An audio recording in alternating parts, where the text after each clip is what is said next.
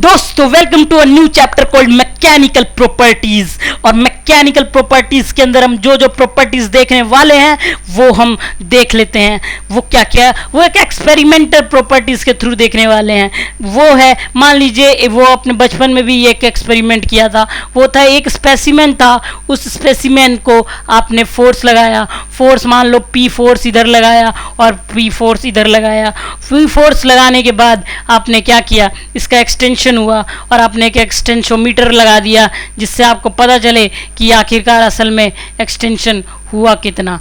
With the help of this extensometer you are going to determine so many factors that even you yourself going to surprised by it that wow man this is so much powerful। तो एक्सटेंशोमीटर gauges लगाए जो major करते थे क्या, elongation. आपको पता क्या था, आपको ओरिजिनल लेंथ पता थी, आपको पता क्या था, आपको ओरिजिनल डायामीटर पता थी, आपको पता क्या था, आपको ओरिजिनल एरिया पता था, क्योंकि ये स्पेसिमेन आपका था। तो आपको ये सब पहले से पता था। अब आगे चलते हैं, हमें निकालना क्या था। लेकिन भाई देखो, कुछ चीज़ें हमें पहले से पता होती है। स्टैंडर्ड टेंशन टेस्ट में एल नॉट जो होता है ये हमें याद होना चाहिए, कि अगर नहीं याद है तो पता होना चाहिए। ये जनरलाइज चीज़ें हैं। वो 0.65 टाइम्स ऑफ ए नॉट होता है। क्या, एल नॉट जो होता है 0.65 times under root of A nought होता है। आगे चलते हैं। फॉर किसके लिए, एक गोल मटोल बार के लिए, ठीक है ना। और वही 4 times of under root A nought हो जाता है किसके लिए, एक स्ट्रिप, है ना, एक स्ट्रिप टाइप सैंपल के लिए, ठीक है ना। ये दो चीजें हैं। आगे चलते हैं। तो पैरामीटर हम इसके अंदर जो मेनली मेजर कर रहे हैं वो क्या कर रहे हैं, एक जो मेजर मेनली कर रहे हैं वो हम लोड कर रहे हैं, है ना। जो मेनली पैरामीटर इसमें मेजर कर रहे हैं वो हम लोड कर रहे हैं, और दूसरा जो पैरामीटर हम मेजर कर रहे हैं इसके अंदर वो हम इलोंगेशन मेजर कर रहे हैं, ठीक है ना, इलोंगेशन मेजर कर रहे हैं। तो जो कन्वर्जन ऑफ पी वर्सेस ई, मतलब जो लोड वर्सेस इलोंगेशन डाटा है उसका हम कन्वर्जन करने वाले हैं कई फार्मूलेज की मदद से। अब वो क्या क्या फार्मूलेज हैं जरा देख लें, आइए देखते हैं। मान लो सिग्मा ई, जिसे हम इंजीनियरिंग स्ट्रेस बोलते हैं, वो है इंजीनियरिंग स्ट्रेस। इंजीनियरिंग स्ट्रेस, दो प्रकार के स्ट्रेस होते हैं, ट्रू स्ट्रेस और इंजीनियरिंग स्ट्रेस। इंजीनियरिंग स्ट्रेस बचपन से पढ़ते हुए आ रहे हैं, ट्रू स्ट्रेस जो असल में होता है अभी पता चलेगा क्या दोनों में अंतर क्या है। तो इंजीनियरिंग स्ट्रेस क्या होता है, P I by A not, ठीक है ना। पी आई क्या है, जो भी इंस्टेंटेनियस मैं फोर्स लगा रहा हूँ, ठीक है ना, इंस्टेंटेनियस फोर्स जो भी लगा रहा हूँ उसे मैंने पी आई बोल दिया। और इंजीनियरिंग स्ट्रेन उसे क्या बोला मैंने, D L by D naught. तो D L by D naught, तो डी एल क्या हुआ, इलोंगेशन जो भी हो भाई, D naught by L naught बोल दो यार।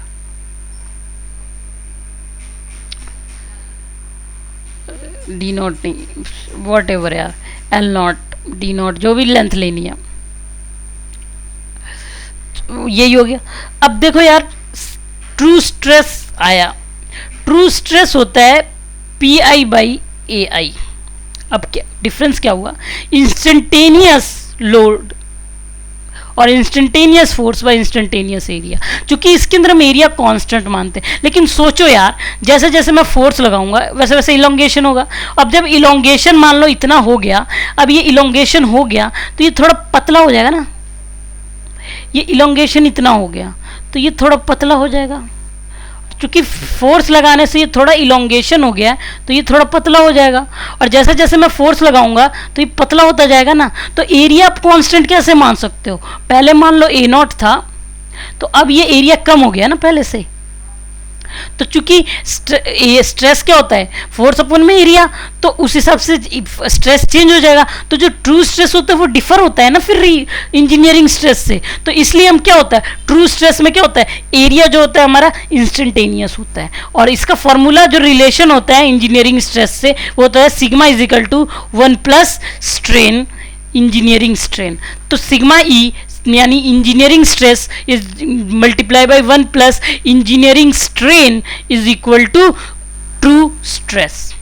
इसी तरीके से सिग्मा, तो यानी यहां पे क्या है, डिनोमिनेटर कम, दोनों में फोर्स इक्वल है, डिनोमिनेटर इसका कम है इसका ज्यादा है, तो यानी जो ट्रू स्ट्रेस होगा वो हमेशा ज्यादा आएगा हम इंजीनियरिंग स्ट्रेस से। ठीक है, ये बात पता चल गया। अब बात करते हैं ट्रू स्ट्रेन की। ट्रू स्ट्रेन में भी वही होने वाला है, हमें क्या पता है, ई बाई एल नॉट लेते थे, लेकिन एल भी यहां पे चेंज हो रहा है ना भाई, ई बाई एल नॉट, एल भी चेंज हो रहा है हर बार। एल क्या होता है, लेंथ, तो लेंथ जब चेंज हो रहा है तो इसमें क्या लिखते हैं, is equal to L N 1 plus E, engineering stress. तो इसमें क्या होता है, sigma T always less than sigma E, हमेशा कम ही आता है। तो एक्सपेरिमेंट में क्या करते हैं दोस्त, एक्सपेरिमेंट में क्या करते हैं दोस्त, देखो जो एक्सपेरिमेंट होता है उसके अंदर हम P और E निकाल लिया हमने, P और E के मदद से सिग्मा E निकाला हमने, और सिग्मा E और E निकाला हमने, इसकी है ना, इन दोनों की मदद से ये निकाला, और उसके बाद सिग्मा T निकाल लिया हमने, और फिर ET निकाल लिया हमने, फिर लॉग सिग्मा टी निकाला हमने और लॉग ET निकाला हमने। ये देखेंगे क्यों निकाला हमने, ये एक्सपेरिमेंट का डाटा हमने 1, 2, 3 लैब में जाके ले लिया और ये सारा कर लिया। देखो कुछ ग्राफ्स हैं जो क्लियर होनी चाहिए दिमाग में, जो आगे जाके भी काम आने वाला है। पहला ग्राफ है लोड वर्सेस इलोंगेशन का, आंखें खोल के सो मत जाना। लोड वर्सेस इलोंगेशन ग्राफ क्या बोलता है ये मेरे दोस्त, ये बोलता है लोड वर्सेस इलोंगेशन ग्राफ कि पहले तो ये स्ट्रेट लाइन है, ये एल्यूमिनियम का बना दिया मैंने, मान लिया यार, ठीक है ना, लोड वर्सेस इलोंगेशन ग्राफ। तो ये मान लो यहां तक प्रोपोर्शनल था, यहां तक ये इलास्टिक था, अबे यार ये इलास्टिक था, ठीक है ना। अब आगे जाते हैं, ये मैक्सिमम लोड ले रहा है, उसके बाद ये उसका ब्रेकिंग लोड है, ठीक है ना। तो ये क्या बोल सकते हैं, प्रोपोर्शनल लोड, ठीक है ना। यहाँ पे क्या है, इलास्टिक लोड, ठीक है ना। अब आगे चलते हैं, एक और बनाते हैं कुछ ऐसा ही, ये शायद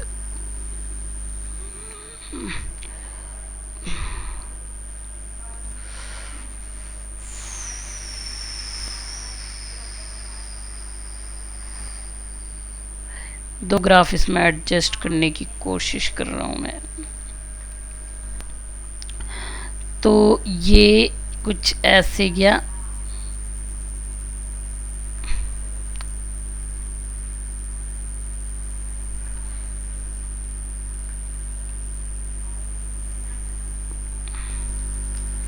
ये मैं मिटो देता हूँ यार, ये पता नहीं, ओह पूरा ही मिट गया, तो इतनी मुश्किल से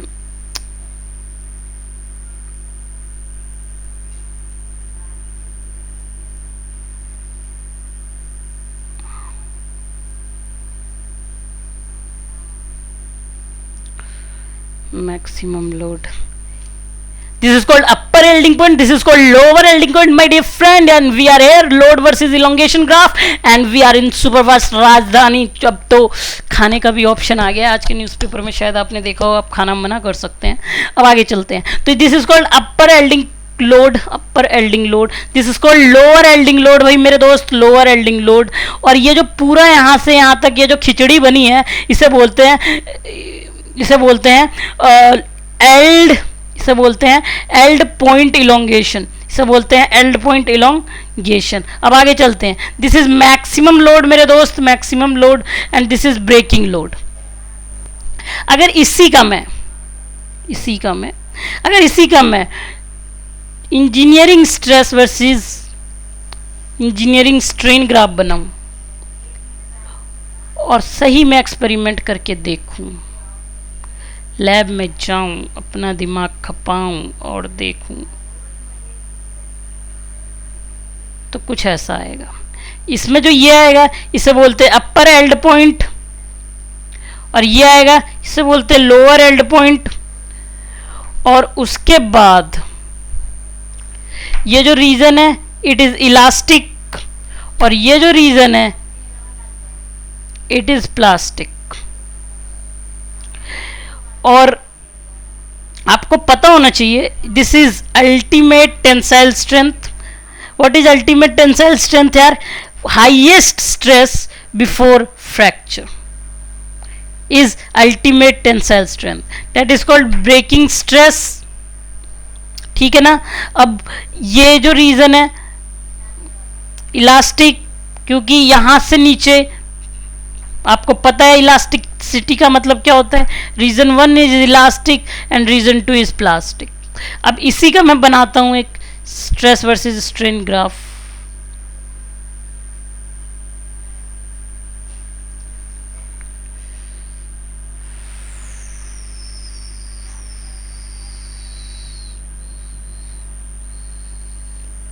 जरा ध्यान से, है ना? देखिए दोस्तों,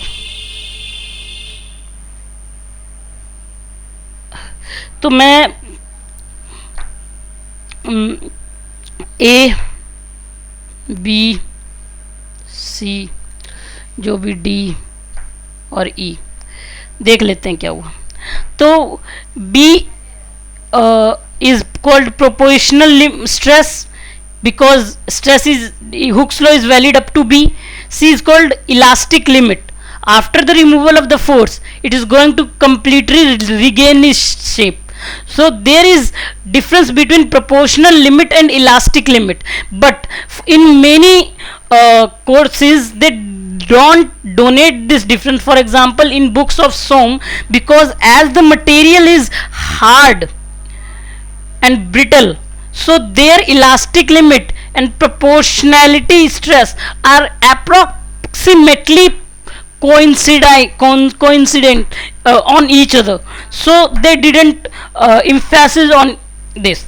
But here, exclusively for soft and ductile material, elastic limit is always going to be greater than proportional limit.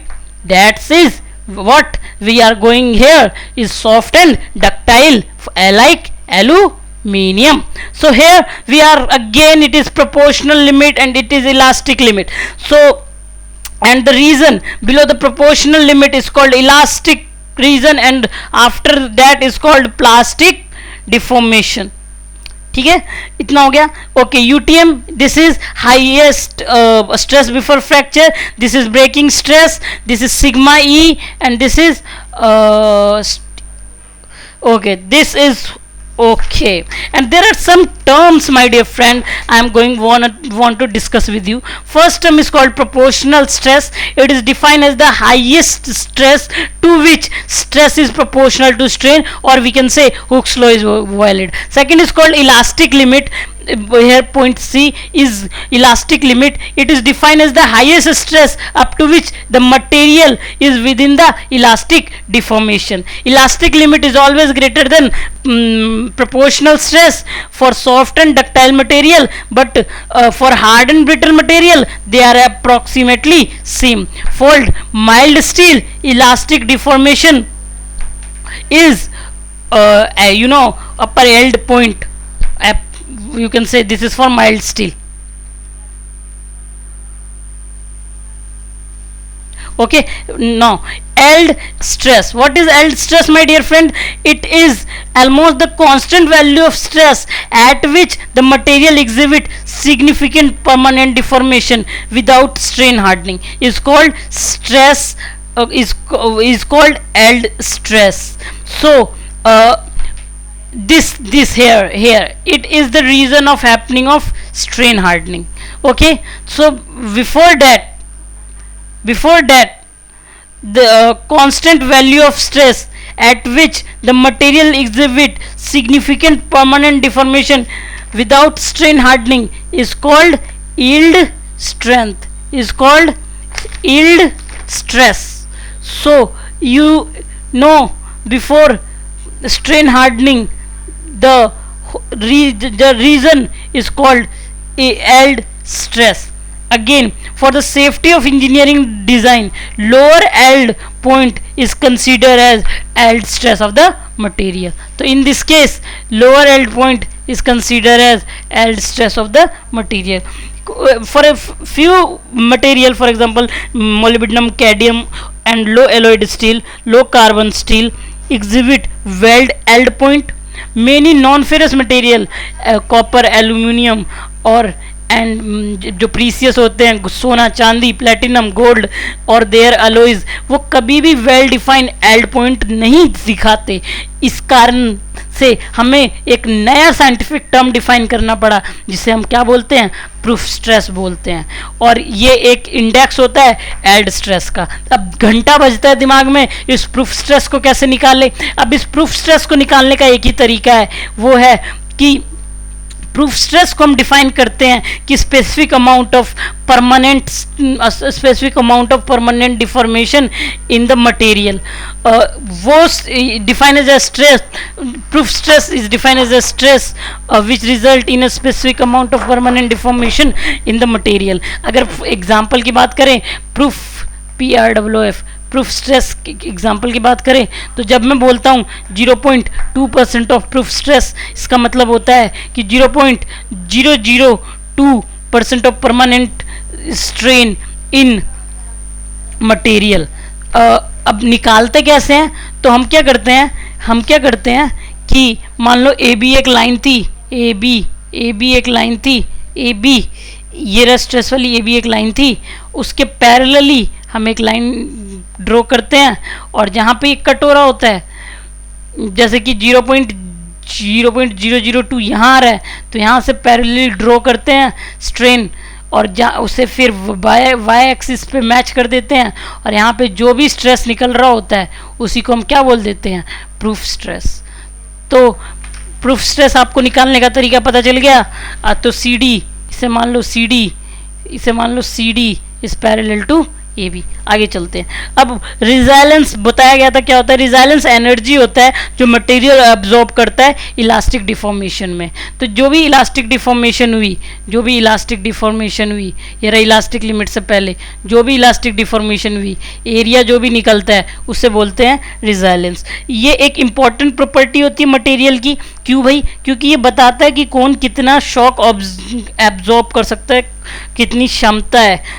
जब शॉक ऑब्जर्वर, स्प्रिंग और वायर में इसका यूज़, जो वायर म्यूजिकल इंस्ट्रूमेंट में यूज़ किया जाता है, उनके लिए रिजाइलेंस एक बहुत ज़्यादा इम्पॉर्टेंट प्रॉपर्टी है. तो एरिया, कोई भी given area under the load versus elongation curve हमें क्या देता है, रिजाइलेंस देता है. लेकिन अगर मॉडुलस ऑफ रिजाइलेंस चाहिए तो हमें उसे स्ट्रेस वर्सेस स्ट्रेन कर्व के अंदर देखना पड़ेगा. वो क्या होता है, मॉडुलस ऑफ रिजाइलेंस को हम डिफाइन करते हैं रिजाइलेंस पर यूनिट वॉल्यूम, या फिर उसे क्या देते हैं, area under the stress strain curve up to the elastic limit. It is up to the elastic limit. This is the elastic limit. और इलास्टिक लिमिट तक का जो एरिया होता है उसी को बोलते हैं मॉडुलस ऑफ इलास्टिक रिजाइलेंस. अब आता है टफनेस. टफनेस क्या होता है, टफनेस जो होता है वो total energy absorb by material up to the fracture, उसी को हम टफनेस बोल देते हैं. और इसे कैसे बोल देते हैं, ये एरिया होता है लोड वर्सेस इलोंगेशन का टोटल एरिया होता है, ये लोड वर्सेस इलोंगेशन का total area up to fracture. तो ये फ्रैक्चर तक का जो टोटल एरिया हुआ वही क्या देगा, हमें टफनेस दे देगा. टफनेस एक इम्पोर्टेंट प्रॉपर्टी होती है मेटल फॉर्मिंग के लिए, क्योंकि ये बताती है कि मेटल कितना रेसिस्ट कर सकती है. Toughness recorded from tension test, और जो टेंशन टेस्ट से टफनेस मिलता है उसे हम स्टैटिक टफनेस बोलते हैं. डायनामिक टफनेस भी होता है, उसके बारे में हमें ज़्यादा जानकारी लेने की कोई आवश्यकता नहीं है. आगे चलते हैं. मॉडुलस ऑफ टफनेस क्या होता है, मॉडुलस ऑफ टफनेस को डिफाइन करते हैं my dear friend, toughness per unit volume. जब भी मॉडुलस आ जाए पर यूनिट वॉल्यूम कर लो और उसको एरिया किसके अंदर ले लो, स्ट्रेस स्ट्रेन ग्राफ के अंदर ले लो, फ्रैक्चर तक. तो यानी यह फ्रैक्चर तक जो भी एरिया आ रहा है उसे बोल दिया मॉडुलस ऑफ टफनेस. अब डक्टिलिटी की बात करते हैं. डक्टिलिटी बचपन से पढ़ते हुए आ रहे हैं. एबिलिटी होती है मटेरियल की क्या, एक्सटेंसिव परमानेंट डिफॉर्मेशन देने की. कब, under the action of applied tensile force. इसी को क्या बोला, डक्टिलिटी बोला। अब डक्टिलिटी की बात किया तो इसके अंदर परसेंटेज इलोंगेशन भी लाना पड़ेगा। परसेंटेज इलोंगेशन की जब हम बात करते हैं तो percentage elongation in length is taken as a index of ductility. जितना ज़्यादा परसेंटेज इलोंगेशन उतना ज़्यादा डक्टिलिटी। डक्टिलिटी के साथ एक कंफ्यूजिंग टर्म हम कभी कभार जोड़ देते हैं जिसे बोलते हैं मैलिएबिलिटी मेरे दोस्त। अब मैलिएबिलिटी क्या होता है अगर आप सोचो एक मिनट, बताओ व्हाट इज मैलिएबिलिटी। ये एबिलिटी होती है मटेरियल की, वो सबको पता है। करती क्या है, एग्जिबिट एक्सटेंसिव परमानेंट डिफॉर्मेशन। वो तो डक्टिलिटी में भी हो रहा था, under the applied of action of compressive force my dear friend. उसके अंदर क्या हो रहा था, टेंसाइल फोर्स। इसके अंदर क्या हो रहा है, कंप्रेसिव फोर्स। ये भी शीट रोलिंग एप्लीकेशन के लिए बड़ी इंपॉर्टेंट है। कौन, मैलिएबिलिटी। और percentage reduction in area is taken as a index of malleability. उसके अंदर percentage elongation in length is taken as index of ductility. अब बात करते हैं स्ट्रेंथ कोफिशिएंट के और स्ट्रेन हार्डनिंग को एक्सपोनेंट एन की। अब नया पेज लेते हैं और बात करते हैं के और एन की। स्ट्रेंथ कोफिशिएंट, इसे स्ट्रेंथ कोफिशिएंट बोल सकते हैं, इसे स्ट्रेंथ कोफिशिएंट बोल सकते हैं, कोफिशिएंट। और एंड इसे हार्ड एक्सपोनेंट एन बोल सकते हैं। Strength coefficient and hardening exponent, hardening exponent. ठीक है भाई। तो देखो इसका एक फार्मूला होता है परमानेंट डिफॉर्मेशन रीजन के अंदर इलास्टिक लिमिट और अल्टीमेट टेंसाइल स्ट्रेंथ के बीच में जो रिलेशनशिप होता है ट्रू स्ट्रेस और ट्रू स्ट्रेन का, वो होता है sigma T is equal to K E T to the power N. और इसी को बोलते हैं पावर लॉ रिलेशन। अब अगर मैं लॉग ले लूँ, लॉग मतलब आपको नहीं, sigma T is equal to क्या होगा, log K plus N log E T. तो ये क्या होगा, y is equal to C और ये होगा एम एक्स। अब मैं इसका ग्राफ बनाऊँ तो ग्राफ कुछ ऐसा आएगा मेरे दोस्त। और यहाँ पे जो होगा वो क्या होगा, लॉग के हो जाएगा ये, और ये जो आपको पता है ये एन हो जाएगा, और ये लॉग सिग्मा टी हो जाएगा, और ये लॉग ई टी हो जाएगा। क्योंकि मेरे को एन फाइंड करना है और के फाइंड करना है ग्राफ से, तो के क्या हो जाएगा, लॉग इनवर्स सी हो जाएगा, और एन क्या हो जाएगा, स्लोप मिल जाएगा। तो जो स्ट्रेंथ कोफिशिएंट है वो असल में है क्या, वो ये बताता है कि जो true stress at a time, true stress at a true strain of unit. मतलब अगर आपको नहीं समझ आया तो दोबारा मैं बताता हूँ कि जो कोफिशिएंट स्ट्रेंथ कोफिशिएंट के है is defined as true stress at a true strain of a unit. मतलब जो स्ट्रेंथ कोफिशिएंट है वो ट्रू स्ट्रेस है जब ट्रू स्ट्रेन क्या हो, एक यूनिट हो। हाँ बिल्कुल सही बात है। अगर एक यूनिट ये हो जाएगा तो ये क्या हो जाएगा, यही हो जाएगा ना। हाँ बिल्कुल सही। आगे चलते हैं। स्ट्रेन हार्डनिंग एक्सपोनेंट वो क्या है भाई, वो इंडेक्स डक्टिलिटी और टफनेस का मटेरियल का क्या एन। ये बड़ी गजब बात है, क्वेश्चन कभी कभार आ जाता है एग्जामिनेशन में कि एन क्या है भाई। ये इंडेक्स है किसका, डक्टिलिटी का और टफनेस का। कौन, स्ट्रेन हार्डनिंग एक्सपोनेंट। भाई स्ट्रेन हार्डनिंग एक्सपोनेंट, हार्डनिंग क्या, स्ट्रेन, हार्डनिंग मतलब हार्ड, स्ट्रेनिंग यानी कोल्ड वर्क। ओके तो ये जो वैल्यू होता है 0 से 1 के बीच में होता है भाई। अगर n की वैल्यू लार्जर है इसका मतलब वो उतना रेसिस्ट कर सकता है नेकिंग को। अब नेकिंग क्या होता है भाई, व्हाट इज़ नेकिंग। तो देखो यार नेकिंग होता कुछ नहीं है। मान लो ये मैंने P और इलोंगेशन का ग्राफ बनाया फॉर एल्यूमिनियम, ठीक है ना। ये चलो मैंने मान लो मैक्सिमम, ठीक है ना। ये मैंने एक बार ले रखा है। तो हुआ क्या यार, धीरे धीरे जैसे जैसे फोर्स है ये पतला होता गया। लेकिन यहाँ पे क्या हो रहा था, इससे पहले मैक्सिमम लोड से पहले जो रेशो था क्या, किसका रेशो, इलोंगेशन का और इसके डिक्रीज का, वो यूनिफॉर्म था, यूनिफॉर्म रेशो। इसलिए इसका शेप मेंटेन था, सिलेंडर का सिलेंडर बना हुआ था।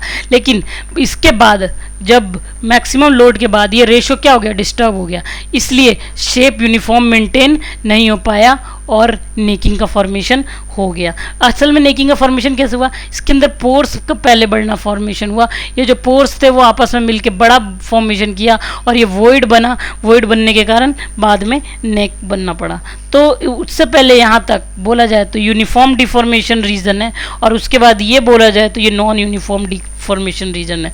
तो क्यों है भाई ये यूनिफॉर्म डिफॉर्मेशन रीजन? क्योंकि जो डिक्रीज है थिकनेस के अंदर और जो इंक्रीज है लेंथ के अंदर वो दोनों बराबर है। नेकिंग क्या है भाई? वॉइस का मर्जर है, और वॉइस के मर्जर होने के कारण इंटरनल रेजिस्टेंस क्या हो गया भाई? डिक्रीज हो गया। और जैसे ही इंटरनल रेजिस्टेंस डिक्रीज हुआ उसी के कारण क्या हो गया? ये नीचे आ गया, यानी लोड कैरिंग कैपेसिटी नीचे आ गई क्योंकि इंटरनल रेजिस्टेंस डिक्रीज हो गया। नेकिंग जो टेक प्लेस होता है मैक्सिमम लोड पे होता है, और जब मैक्सिमम लोड पे होता है तो अगर मैं पूरे किताब पढूं और कुछ बहुत ज़्यादा करूं तो एक इक्वेशन मिलता है जो आपको याद कर लेना चाहिए, और आप चाहते हैं तो एक बार कैलिस्टर उठा के देख सकते हैं कि E इज इक्वल टू सी। ये बड़ा ही अच्छा और बड़ा ही सुंदर इक्वेशन है, ये बताता है बहुत कुछ, लेकिन अगर आपको समझ नहीं आता तो कोई बात नहीं।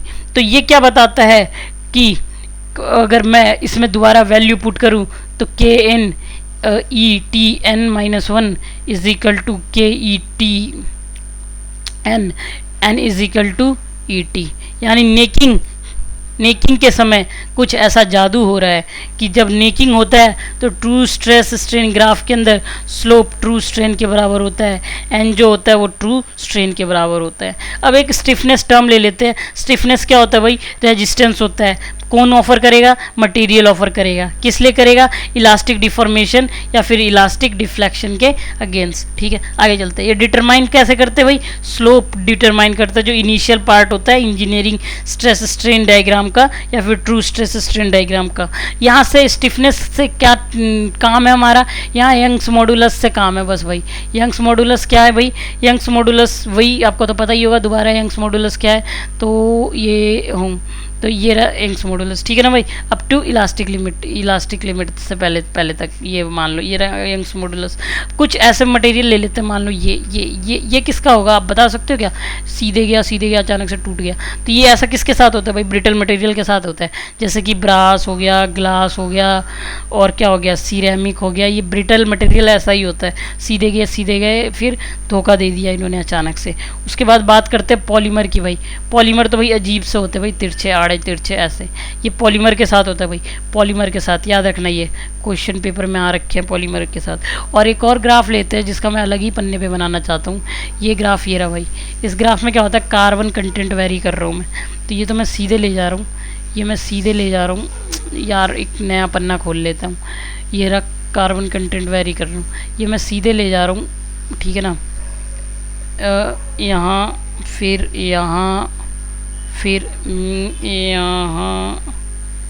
ये पे क्या है वे, फिर ये तो भाई देखो इसमें 1.2% कार्बन है, स्टील है ये। इसमें इसका तो नहीं बताया, 0.8% कार्बन है, ये भी स्टील है ये। इसके अंदर 0.5% कार्बन है, ये भी स्टील है ये। इसके अंदर 0.2% कार्बन है, ये भी स्टील है ये। ठीक है ना? परसेंटेज ऑफ कार्बन वेरी कर रहे हैं। ये क्या है? Ni by D. बट गौर करने वाली क्या बात है? गौर करने वाली बात क्या है? स्लोप चेंज नहीं हुआ मेरे दोस्त, स्लोप चेंज नहीं हुआ इनिशियल। तो आज के लिए इतना ही रखते हैं मेरे दोस्त। आज bye bye, see you, tata, okay.